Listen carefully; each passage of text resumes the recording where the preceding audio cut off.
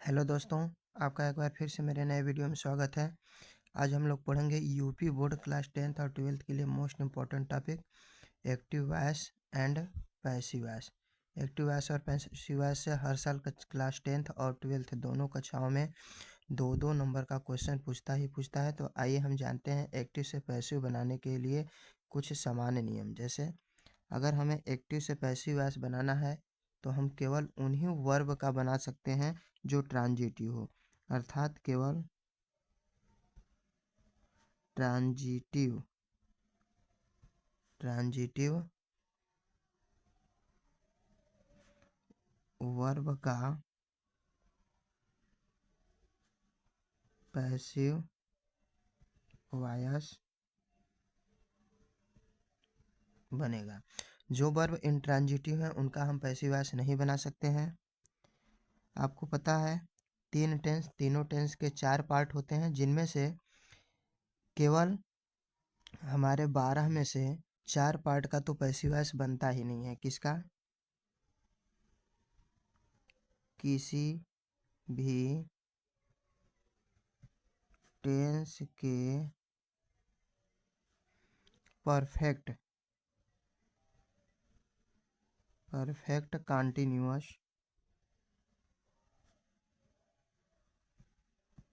Continuous की passive voice नहीं बनती है। अगर हम आगे बात करें तो फ्यूचर कंटिन्यूअस की भी पैसिव वॉइस नहीं बनती है। फ्यूचर कंटिन्यूअस टेंस की भी पैसिव वॉइस नहीं बनती है।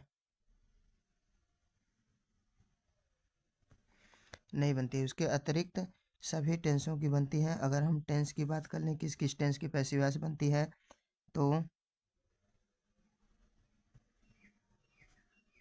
ये हो गया हमारा प्रेजेंट, ये हो गया पास्ट और ये हो गया हमारा फ्यूचर। इन तीनों टेंसों की हम पैसिव वॉइस आज बनाकर आपको दिखाएंगे। कैसे बनेगा, इनकी हेल्पिंग वर्ब क्या होती है। यहाँ पे देखिए, ये हमारा टेंस का चार्ट हो गया, ये इंडेफिनिट रूप हो गया, यहाँ पे हो गया हमारा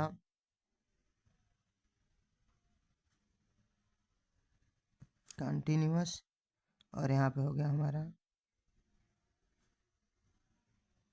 परफेक्ट। इस तरह से परफेक्ट कंटिन्यूअस जो भी है उसकी पैसिव वॉइस नहीं बनती है। अगर हम परफेक्ट कंटिन्यूअस की बात करें तो यह तीनों टेंसों की जो है कि पैसिव वॉइस नहीं बनती है। इसमें इन तीनों की हम पैसिव वॉइस को नहीं बना सकते हैं, फ्यूचर कंटिन्यूअस की नहीं बना सकते हैं। अगर हेल्पिंग वर्ब की बात करें तो प्रेजेंट इंडेफिनिट टेंस की हेल्पिंग होती है इज, एम, आर। इसकी होती है वाज, वेयर। इसकी होती है शैल बी, विल बी। इस तरह से इसकी हेल्पिंग वर्ब होती है। कंटिन्यूअस की बात करें तो इज, एम, आर में हमें बीइंग जोड़ना है। जैसे इज बीइंग, एम बीइंग और आर बीइंग। इसमें भी वही करना है, वाज बीइंग और वेयर बीइंग। अगर हम परफेक्ट की बात करें तो प्रेजेंट का होता है हैज बीन और हैव बीन। हैज बीन और हैव बीन होता है, इसका एक मात्र होता है had been.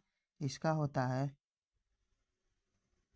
Shall have been और विल हैव बीन, इनकी पैसिव वॉइस नहीं बनाई जा सकती, इनकी पैसिव वॉइस हम नहीं बनाते हैं। आगे हम लोग देखते हैं इसका रूल क्या होता है। अगर हम सिंपल प्रेजेंट की बात करते हैं, सिंपल पास्ट की, प्रेजेंट के सिंपल सेंटेंस की, अगर हम सिंपल सेंटेंस की बात करते हैं, पहले सिंपल की बात करेंगे फिर निगेटिव की। सिंपल सेंटेंस की बात करते हैं तो यहाँ पे सिंपल में सबसे पहले इसका हम वर्ब पैटर्न जानेंगे। वर्ब पैटर्न, वर्ब पैटर्न क्या होता है, हमें किस तरह से बनाना है इसको, इसके बारे में चर्चा की जाएगी। वर्ब पैटर्न के अंतर्गत पहले हमें क्या रखना है, आपको बता दें कि जो हमारा सिंपल सेंटेंस होता है उसको बनाने के लिए सबसे पहले हम लोग सब्जेक्ट लिखते हैं, सब्जेक्ट। उसके बाद हम लोग क्या लिखेंगे, वर्ब, यानी इसकी जो हेल्पिंग वर्ब है, helping verb plus main verb का थर्ड फॉर्म। उसके बाद ऑब्जेक्ट,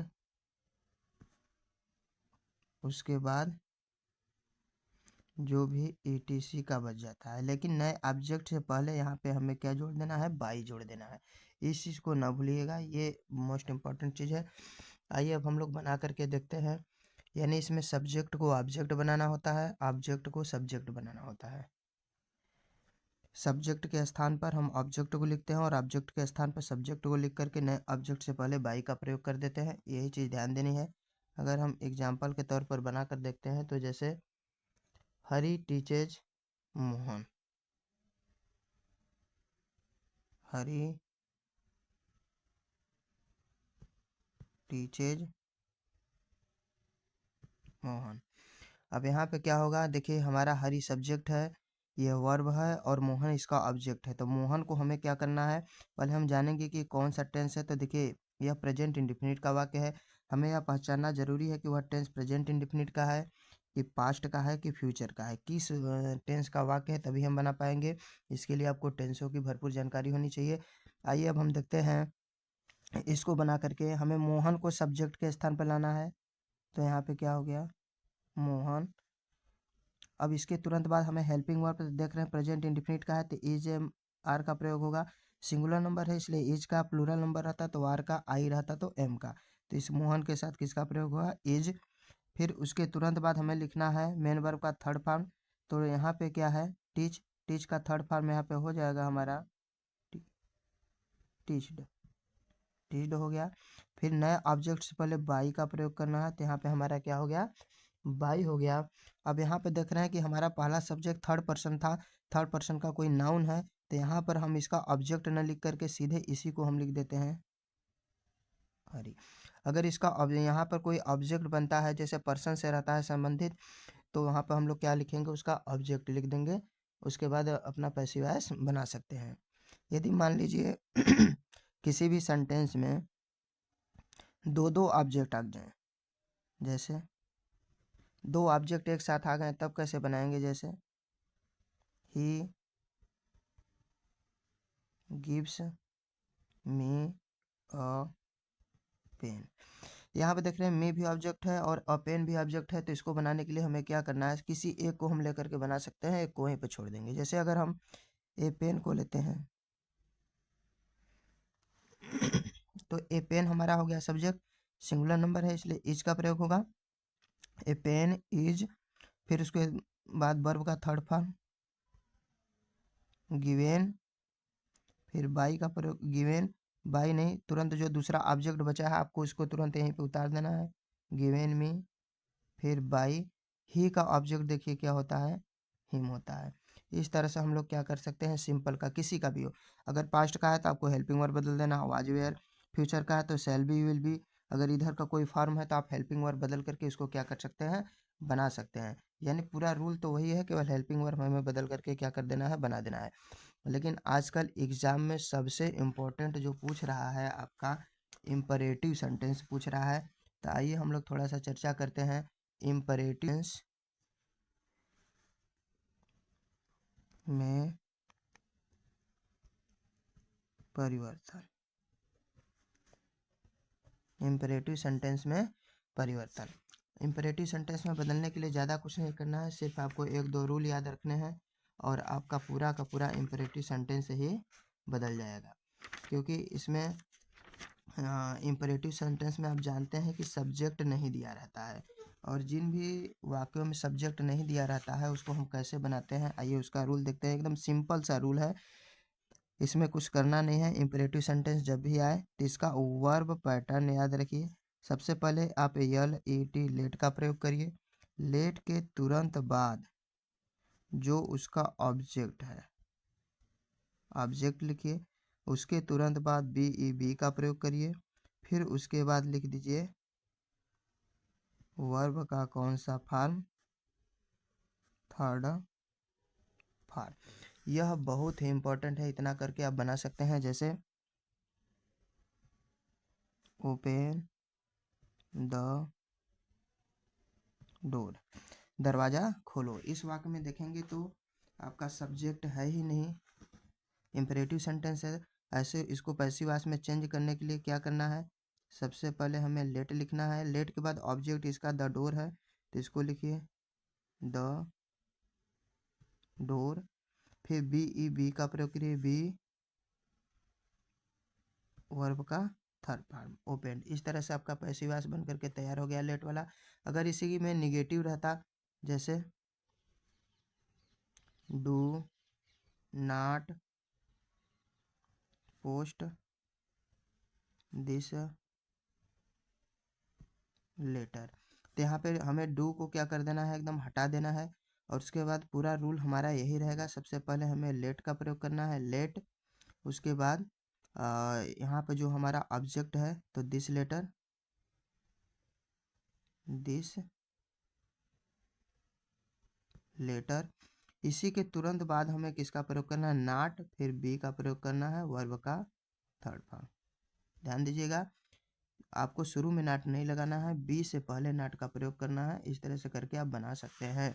अगर मान लीजिए प्लीज आ गया, रिक्वेस्टेड का भाव है, जैसे प्लीज पोस्ट दिस लेटर, यहाँ पे है तो आपको प्लीज को तो बिल्कुल हटा देना है। पैसिव वॉइस में परिवर्तन करते समय पहले प्लीज को हटाना है और इसके स्थान पे एक चीज का प्रयोग कर देना है, क्या, you R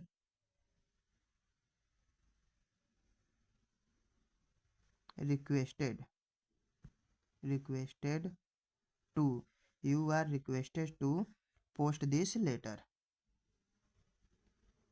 post this letter. इस तरह से यानी इसको उतार देना है जो कहते हो, उसी तरह से लिखना है। बस हमें चेंज क्या करना है, you are requested to, please वाले को। तो आज का वीडियो कैसा लगा कमेंट बॉक्स में ज़रूर बताएं, और जितने लोग भी इस वीडियो को देखते हैं एक लाइक और एक शेयर करके ज़रूर जाएं, और ज़्यादा से ज़्यादा लोग मेरे चैनल को सब्सक्राइब करें, जिससे मैं इसी तरह के और वीडियो लाता रहूं। ये तो कन्फर्म है कि एक्टिव वॉइस पैसिव वॉइस से 2 क्वेश्चन आपको, चाहे हाई स्कूल का हो चाहे इंटर का बोर्ड हो, उसमें पूछता ही पूछता है। इसका एक पार्ट बचा हुआ है इंट्रोगेटिव और नेगेटिव का, नेक्स्ट वीडियो में लेकर आएंगे, नहीं तो वीडियो बहुत लंबा हो जाएगा। तो नेक्स्ट वीडियो के लिए इंतज़ार करिए, बहुत जल्द ही मैं इसका सेकेंड पार्ट भी पढ़ा दूंगा। यदि आपको समझ में आया हो तो कमेंट बॉक्स में ज़रूर बताइएगा कि नहीं यह वीडियो कैसा लगा। तब तक के लिए धन्यवाद, जय हिंद।